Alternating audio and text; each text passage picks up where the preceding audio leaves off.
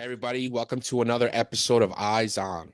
I'm not the host. My name is Dimitri Kontakos. I have Mick Mulroy here, Jason Lyons, both former Marines, former CIA officers. They're gonna start accusing us of being like CIA shills. Don't they already though? They do already, Yeah. yeah. They totally do already. I hope everyone had a good Christmas, a good holiday, happy Hanukkah, happy everything.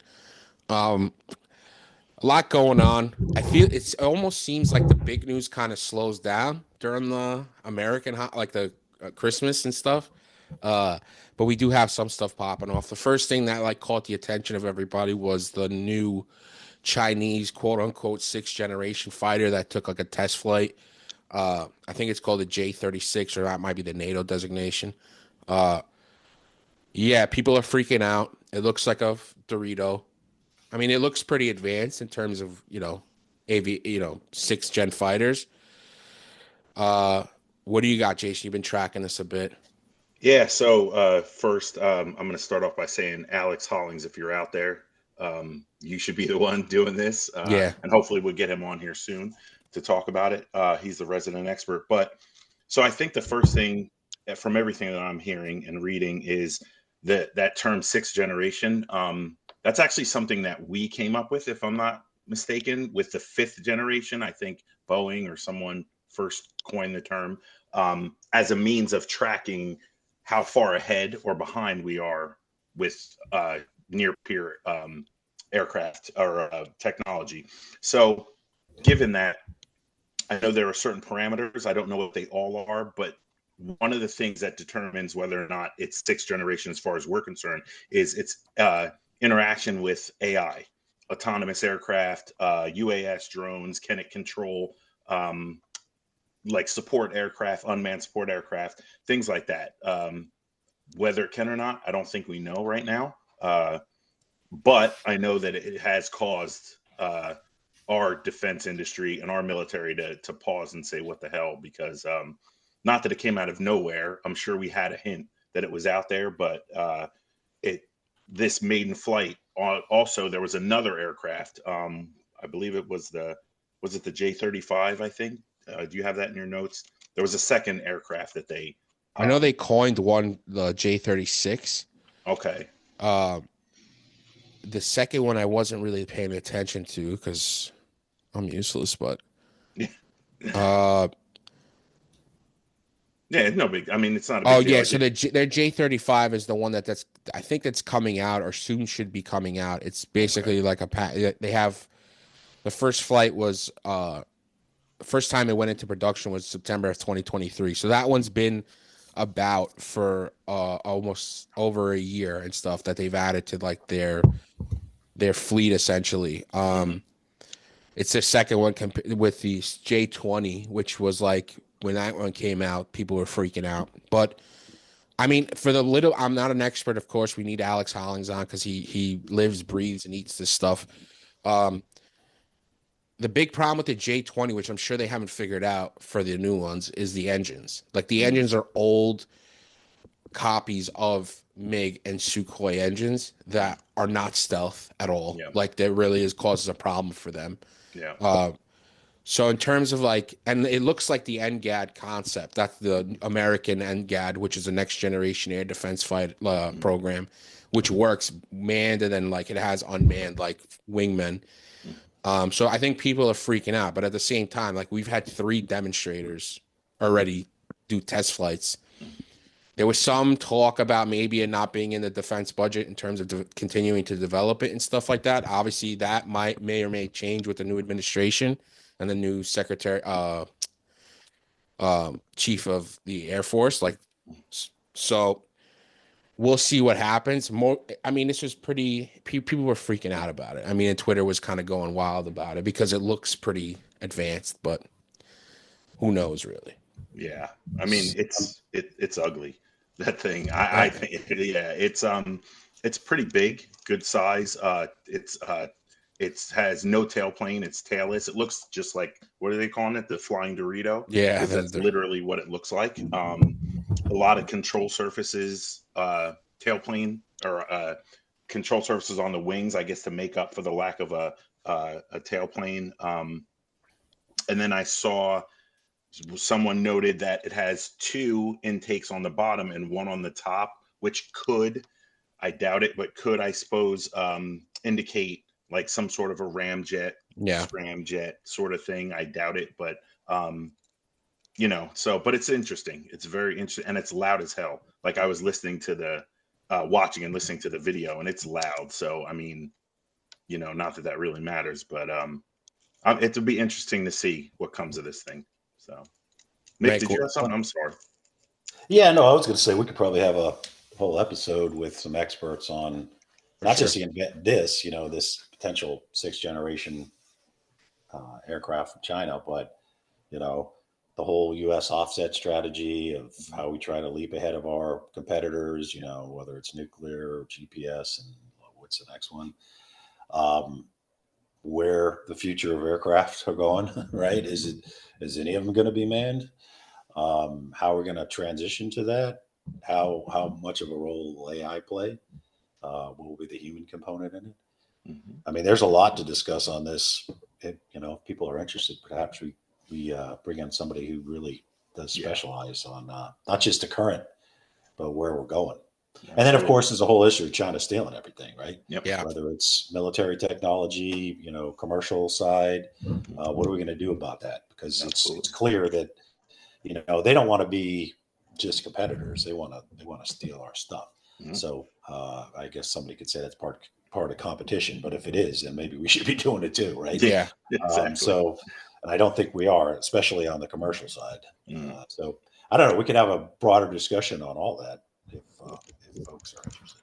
Yeah, that'd be great. I mean, Alex Hollings is probably the guy. He's obviously has the YouTube channel Sandbox, and his show is called Air Power, and he is an absolute. I would give him expert. Like at this point, he's like absolutely so into it where he's tracking this stuff day in day out. The interesting thing is, go ahead. Sorry, I was just last point on. I was having a conversation with my son, who's in the 101st. They get places by helicopter, and he's asking me like when will they transition to unmanned aircraft? And I think it'll be the last will be the ones that actually transport troops. Yeah. Right? Yeah. Right? Yeah. But I mean, it could quickly move into any kind of the fighter attack aircraft, the bombers, and all that could easily, I think, transition. But I like to talk. I'm a ground maritime guy, so I like to talk to an air guy about that. Yeah. Let me ask you something in terms of like how China steals like our IP and our military secrets and stuff. Are we in that game more? And like, all right, if we come across some technology that they've cracked that like makes sense for us, sure, we'll steal it. But are we into that more in terms of like espionage, just to know what they're doing, when they're doing it, how they're doing it, and stuff like that? We don't want to talk too much about that. Sure. What we do and what we don't do, but we generally we stay out of the commercial sector. Yeah. Right. I mean, we have private companies there. I mean, we're a capitalist country, so we stay out of that. I guess that one can make an argument that our competitors don't, so maybe collectively we should do more. But that's a broad. That should be something for the the lawmakers to decide, not the spies. Yeah, and it would seem to me that it would be more to your point, D, is we just want to know what they're doing, what they know, because it based on everything. Let's just take China as an example. It seems like even if we did steal it, we'd be stealing our own stuff back. Right. Yeah, right. We'd be like, hey, we already have this. So, yeah. So I don't know that it would benefit us to steal anyone's technology right now. Yeah. There is a thing about like, how people, the MSS is really like, because there's a lot of Chinese, like Americans here.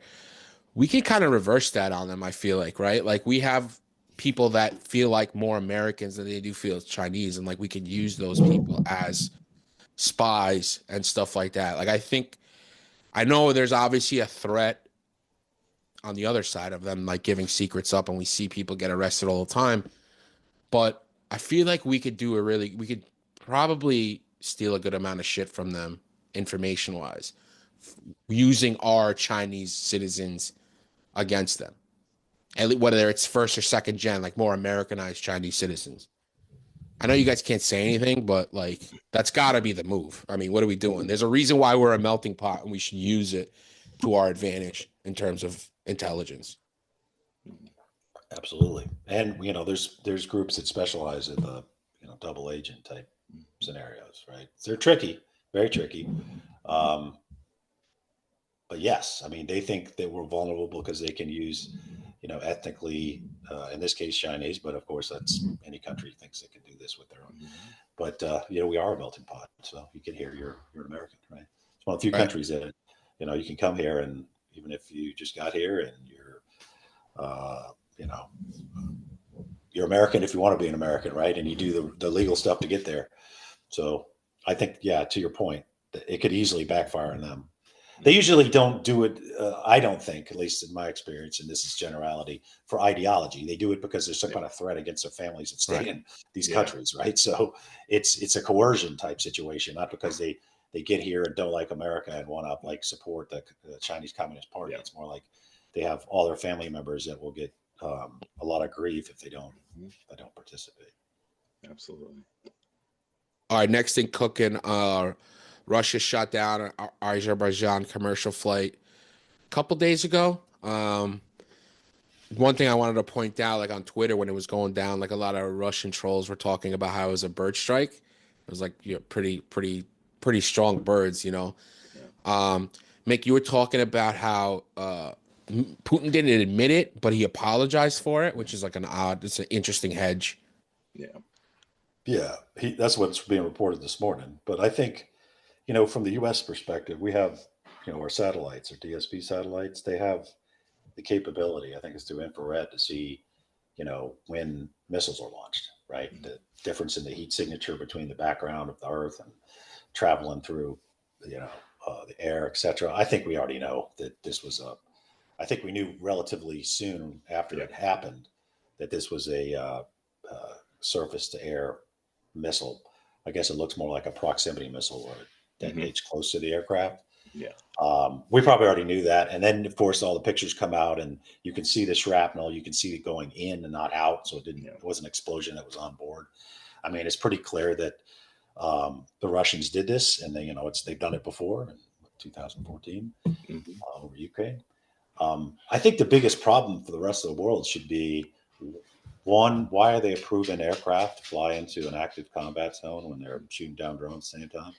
Two, how did they actually mistake a plane for a drone? Because that's pretty, with all the technology that tries to prevent these type of things. And then three, if they're not admitting it, and the whole world knows they did, they're not only negligent, they're intentionally criminal, to be frank, in obstructing the investigation. So there should be hopefully airlines stop flying there, and hopefully there's some kind of consequences, because people make mistakes. The U.S. shot down a plane before, right? But we owned it like immediately. That's the difference. Mistakes happen, and they shouldn't. But intentionally lying about it, that's where I hope the rest of the world would be pretty harsh. Yeah. Adding to that too, I just before we came on, I watched a video, and they said that the flight crew initially did report that they thought it was a bird strike because, loss of control, things like that. But then they asked for permission to land inside Russia, back inside Russia, and were told no. And they had to turn around and fly like 200 miles back the other way. And so, of course, now the conspiracy theory is that they were doing that in the hopes that the aircraft would crash into the was that the Black Sea, whatever, Caspian right there? Sea, The Caspian, and so that would erase all evidence. Now, I don't know how true that is, but it is recorded that they were told by Russian ATC, no, you have no permission, turn around. So and that makes sense. Apparently the flight, the 200-mile flight, it would have been less time for them to turn around and go back to the airfield they came from, but they were denied, so they went back the other way, and that's when it happened. Well, that's a plausible explanation, because I couldn't figure out why Russia would try to insult to injury and deny them landing they were flying to Russia, right? They were flying to Chechnya, right? So Okay, that does. I mean, obviously we don't know, but that is Well, one plausible explanation for why they were denied uh, the landing in Russia. yeah. That's just horrible. Yeah. And I mean, Russia's doing what Russia does, right? They're not going to admit to anything. Um, it's pretty interesting in terms of like, I don't know, when Medvedev was like president for a little bit, and like it kind of seemed like Russia was like turning a corner in terms diplomatically, at least. I mean, but it's, just Medvedev taking the turn he's taken. I mean, unbelievable, like a villain arc, with his black trench coats and like talking about nuclear war. I mean, was it always bullshit? It seems like it was always bullshit that Russia was playing. Mick, what do you got?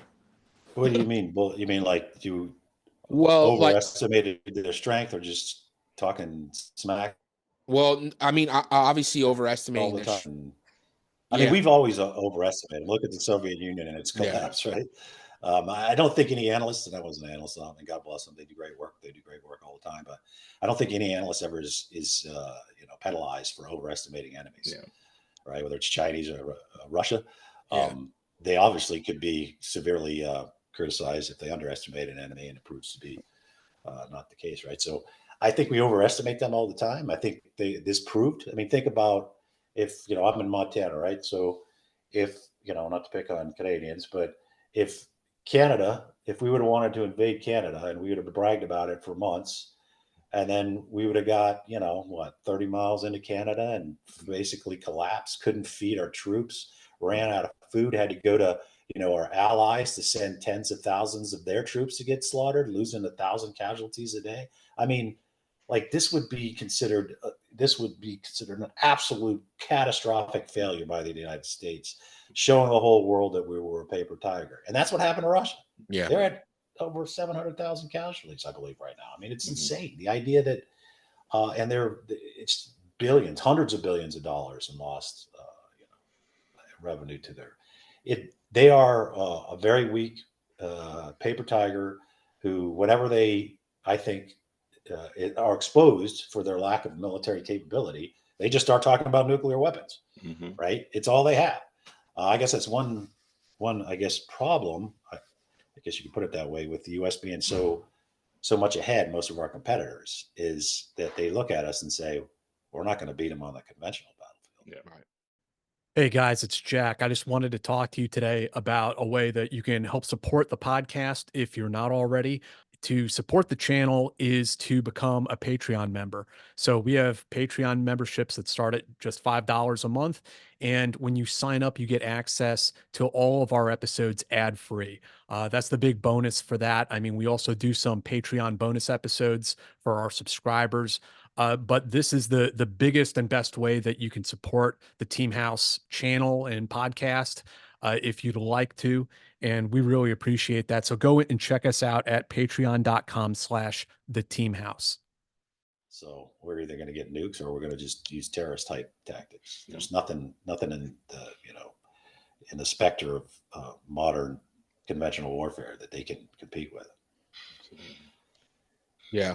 Well, so like what I was referencing with Obama and Medvedev was like it kind of seemed like there was a warming of relations and stuff like that, but I feel like that was just a ploy, right? The whole like I don't over the last few years, it's like you can't really trust anything the Russians talk about, report. They're not a global like partner in anything really. You know what I mean? Maybe a couple times they've helped us with counterterrorism stuff, but it's like outside of that, it's like they're just full of shit all the time. It's like it's just a facade, whether it's militarily or diplomatically. Like they're not friends, unfortunately. And they don't want to be friends. No. Yeah, As much as we think with, and counterterrorism is what we always use, because they're like, you got it, we got it. Why can't we work together? right. And it never works. It just never Mhm. works. Even when we tried to warn them of that one attack, that big ass Yep. attack, they didn't even listen. Right. So yeah, we got to accept they don't want to be our friends. I'm not talking about the Russian people, right? We're talking about the government to government, but Right. they simply have no interest in everything. Everything they do, even if it looks like an outreach, is to gain something on us. Yeah. That's it. Yeah. I mean, every nation is going to work in its own best interest, but they've proven over and over again that even as they're putting out their right hand in supposed cooperation, the left hand is stealing something from you. So they're always, and they're not good at it. They're not good at hiding their hands. So we have to expect it. Like you said, it's not the Russian people; it's their government. Yeah. All right. So what's cooking with the current situation in Iran? New administration coming in seems like they're gonna be pretty tough on Iran in terms of whether it's sanctions or even more. Mick, what are you thinking in terms of what's gonna go down? And I mean, do a little bit of speculation with what the new administration is gonna try and do. Sure. To start with, I mean, we think Russia's doing bad. Iran's doing even worse, right? They've had their proxy forces. I think the estimate I saw is they were giving up to $1 billion a year to Hezbollah. Hezbollah has been decimated. Their leadership's annihilated. Even their very charismatic leader, their mid-level leadership's kaput. Their arsenals are depreciated. I mean, and now Hezbollah wanted a ceasefire, right? They got it to a certain extent. Hamas, same situation. I think I saw about 20,000, estimated about 30,000 Hamas fighters to start with. There's about 19,000, I think, estimated killed, and 45,000, Palestinians in Gaza. Right, it's completely destroyed. And then the Assad regime, no more corridor to fund Hezbollah. Now everybody's focused on the Houthis, so stand by. That's one of your the answer to one of your questions is, I think CENTCOM's proposing a lot of targets that haven't been approved. I would look for that to change pretty quickly once the new administration's set and in place. Certainly, the maximum pressure campaign, which was the Trump administration's efforts against Iran when we pulled out of the JPOA, a lot of those sanctions were removed from Iran, and even with that, the economy there is collapsing. I mean, they're one of the biggest countries of oil and gas, and they can't get oil and gas to their people. They can't even power their country. And I think the rial's in like a free fall right now. I'm not an economist, but it's like 780,000 rial per $1. So Wow. they have a really good chance of getting the regime overrun. And I think the people in Iran are looking at Syria going, maybe it just takes one giant effort. I don't know. I don't know how that's going to happen, but I think the Trump administration is going to look at that, reinstate all the maximum pressure campaign sanctions, potentially install new ones. And I know there's ideas about how to prevent them from selling oil to fund the regime. I think they'll be looking at all of that. And unfortunately, there's probably going to be a renewed discussion with Israel of what to do if they race toward a nuclear weapon that can be delivered, because from Iran's perspective, they're out of Schlitz, right? Their proxies are getting annihilated. Their economy is down the drains. They have huge public, dissent with the regime. And the only thing that I think that they can do to prevent, at least outside interference, is to get that nuclear weapon, kind of a North Korea scenario. So I think the Trump administration will, and I'm sure the Biden administration had looked at it, but just how successful they could be at setting back the nuclear program substantially with a strike, and how that would go down, and how it would be viewed, and all the things that go into those military type decisions. Jason, you got anything? No, I agree. I mean, they're going to take what came before them and what worked when they were in office, when the Trump administration was previously in office, and in concert with, as Mick said, Israel, I think they're going to formulate their best plans. But I guess if you're going to do it, this is the best time to do it based on their current issues in the regime, as well as the economic situation in the country, and as Mick said, Syria. Because I'm sure the regime is looking over their shoulder like, oh shit, it can be done, and it was done. So I wouldn't be surprised if that starts to peek its head up, if we see some serious crackdowns. as far as protests, or we see them. We see this the stories here and there of women getting caned or arrested or things like that. But I think if it starts to go the way of Syria and they get wind of it, because and Mick, correct me if I'm wrong, the one thing that still works well in Iran is their intelligence agencies.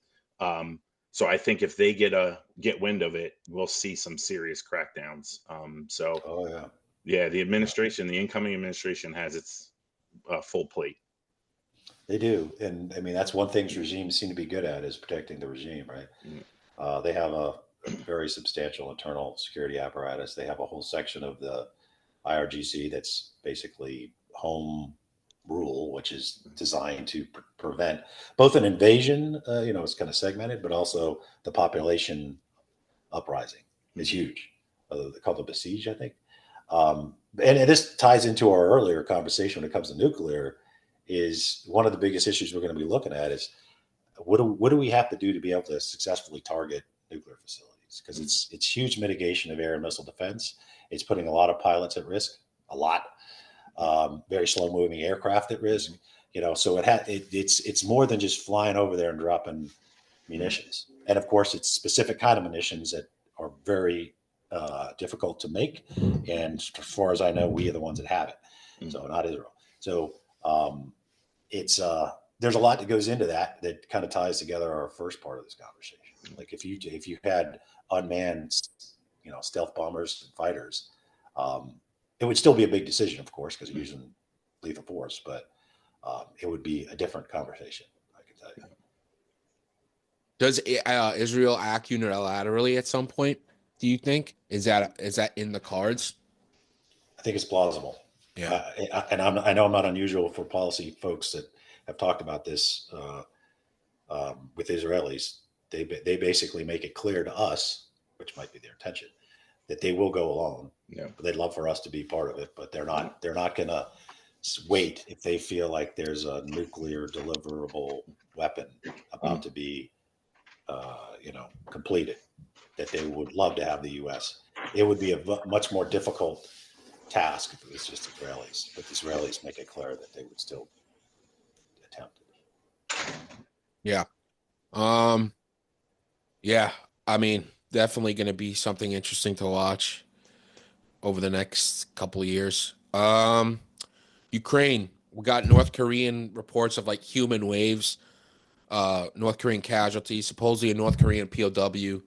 What are you guys seeing there?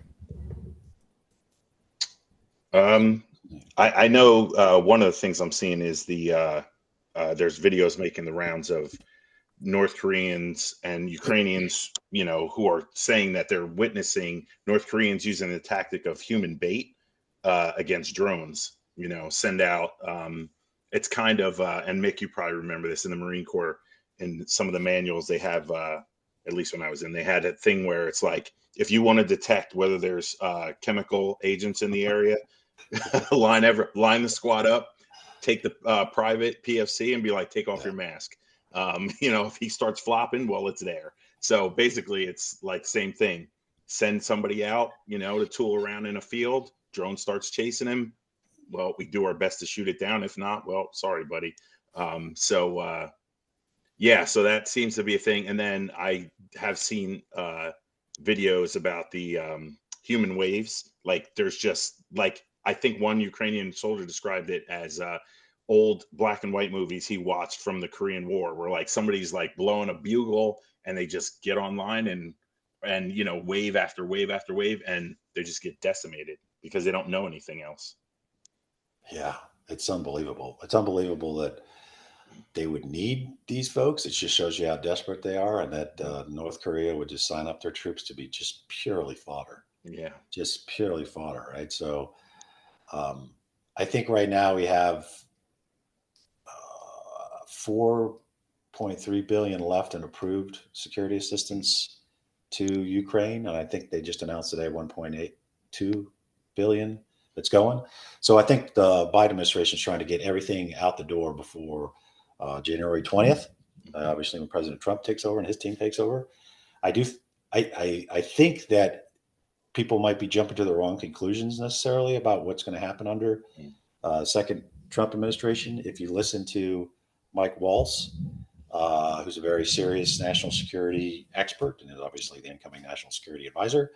But if you listen to his past statements, the criticism that I saw and I pretty much agree with was he thought the Biden administration was moving too slow on approving, advanced weapon systems, and it was dragging this out, having public debates. And it's like, if we would have just approved this early on, we would have been in a different situation now.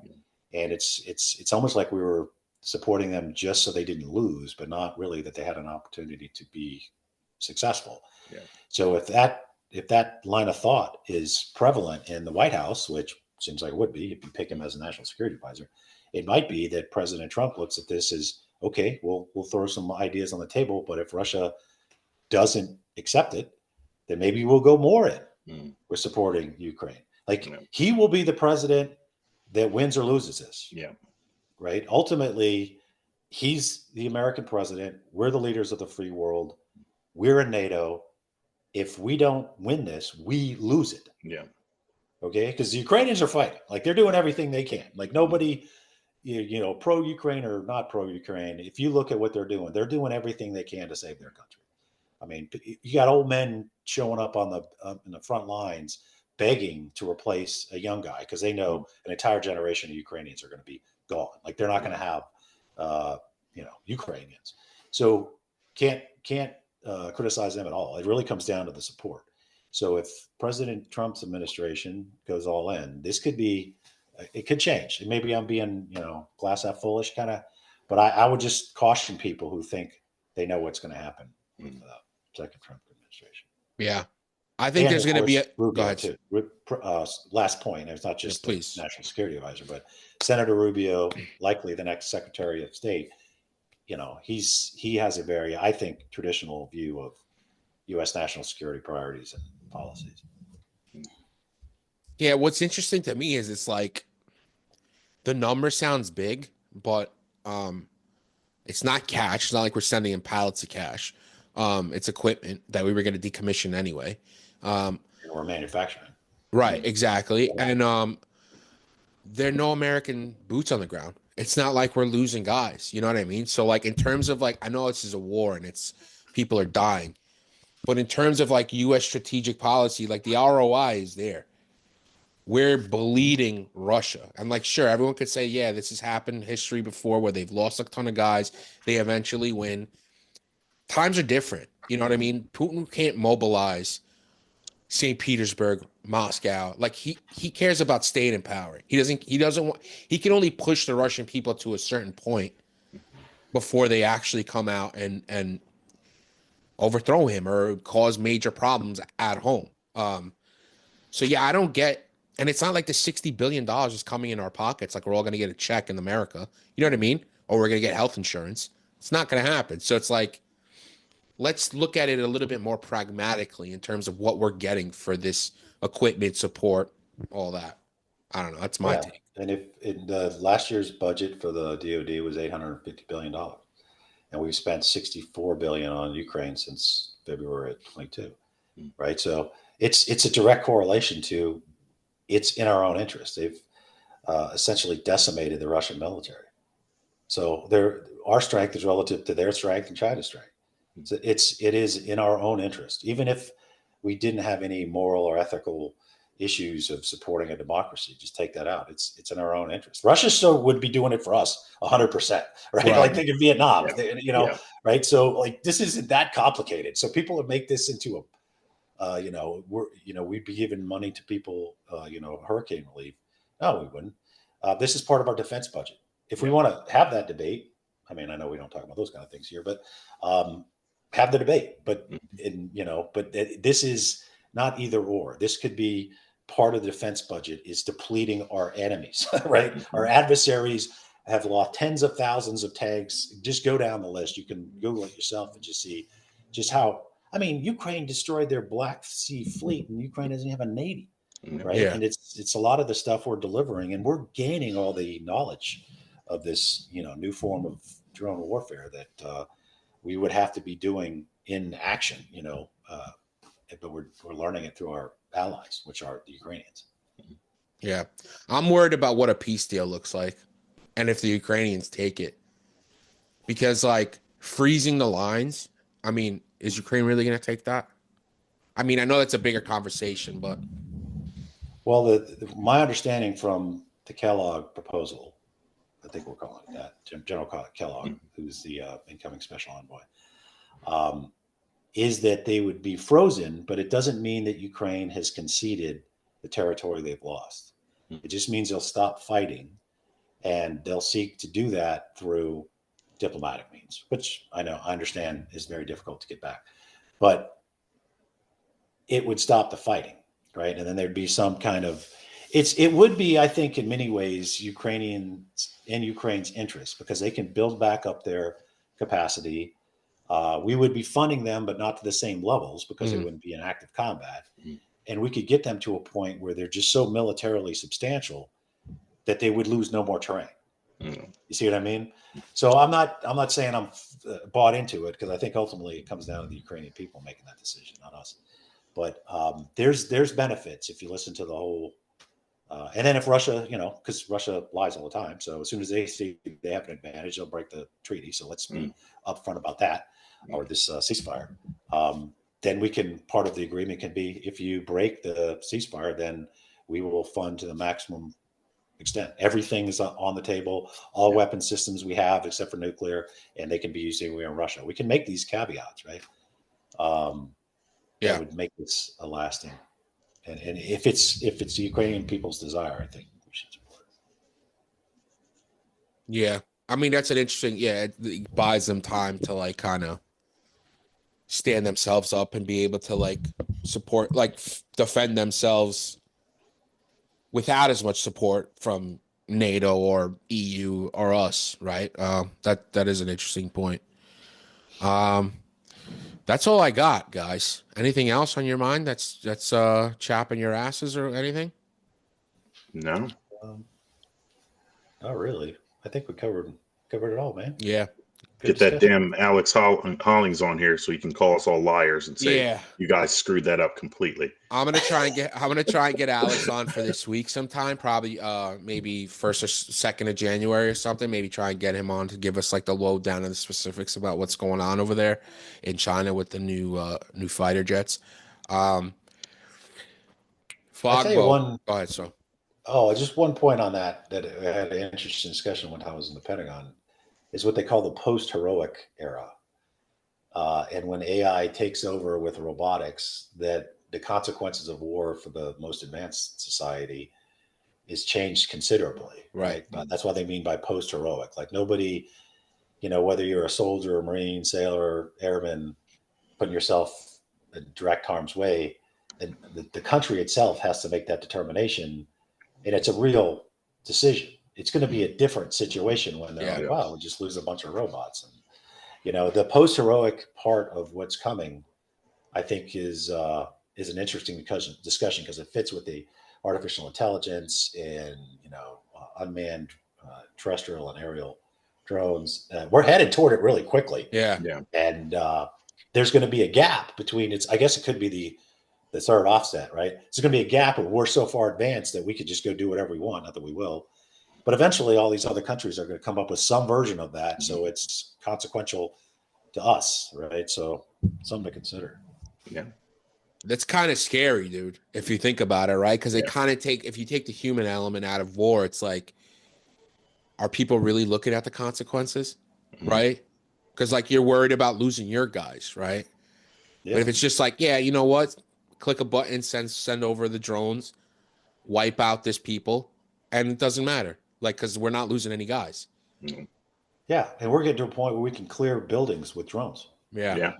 Right. So it's like, and I understand it. I mean, as a guy who spent my whole, life involved in this, I like anything that mitigates chances of me and my friends not getting killed. Right. Yeah. So it's not going to stop. There's not really going to be a debate like, okay, let's just all not do this. We're doing it. Yeah. And so there's got a lot of discussions that needs to happen with it, because it's, especially at first, all the advanced societies are going to be able to just wreak havoc wherever they want. There's got to be rules. There got to be consequences, and people have to abide by them, or they're not going to be relevant. If it's just one of those things that Westerners do, and not our friends in Russia or China. That's a great topic. We should have a show about that, because there's like so many ethical questions too about it. It takes you away from like what goes on in war, right? Like, because you know, now there's people that go into rooms and clear them out and or fight in lines and die when you don't have that risk. Like, it brings up a pretty wild ethical question in terms of like, will you be willy-nilly with like the death and destruction of people? And it desensitizes you to the next step, which would be, you know, nuclear weapons. So it's like, if you feel nothing for sending a bunch of drones out to kill the bad guys, what says that you're gonna care about pressing a button to launch nukes and just, you know, wipe everyone out? Yeah, and we get real comfortable with like advanced technology killing people. To be honest, like, I don't know how many times, I'm sure plenty of people had conversations like, you know, we could just go in there and shoot the guy instead of dropping a $45,000 missile on him. And they're like, no way, that would be barbaric. You know, and you're like, okay, you got a different version of barbarism than I do, but because I mean, it's safe. We feel much more comfortable looking on a TV screen, going, "Oh yeah, we got that guy. He's toast," right? But you know, send somebody in to shoot him point blank, and it's, you know, it's a different conversation. So if that's where we're going, then and these conversations are happening, but I don't think they're happening in our society, because our society kind of is now removed from our, you know, our military pretty far. So I think it'd be a good conversation. We're extremely removed from the military. Like, me as a civilian, you know, Iraq and Afghanistan, like, that was something obviously I tracked and paid attention to, but it wasn't happening here, right? And it's a professional army. There's, you know, it's all volunteers. People are very much far removed, and we just expect to be on top, right? And no one's gonna fuck with us. We got two oceans. It's a wild things to come. Jesus. Absolutely. Thanks for the letdown, Mick. Jesus Christ. Happy New Year, Merry everybody. Christmas, Back note. 2025 is going to be an interesting year, that's for sure. Yeah. Don't forget to subscribe, because we're going to be talking all about it on Eyes On. Mick Mulroy, Fogbo, Lobo, everything is in the description.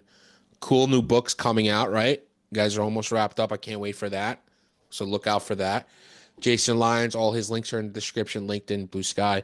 Andy Milburn, he's back in the motherland for the holidays. His links are in the description as well. When the Tempest gathers, the best way to support the show is patreon.com/theteamhouse. That link is in the description as well. I spoke to Jack this morning. The sales are going very well for We Defy. If you haven't checked it out, check it out. We Defy: The Lost Chapters of Special Forces History. Link is in the description for that as well. And thanks, guys. Have a happy New Year, everybody. Thank you. Happy New Year, everyone. everybody.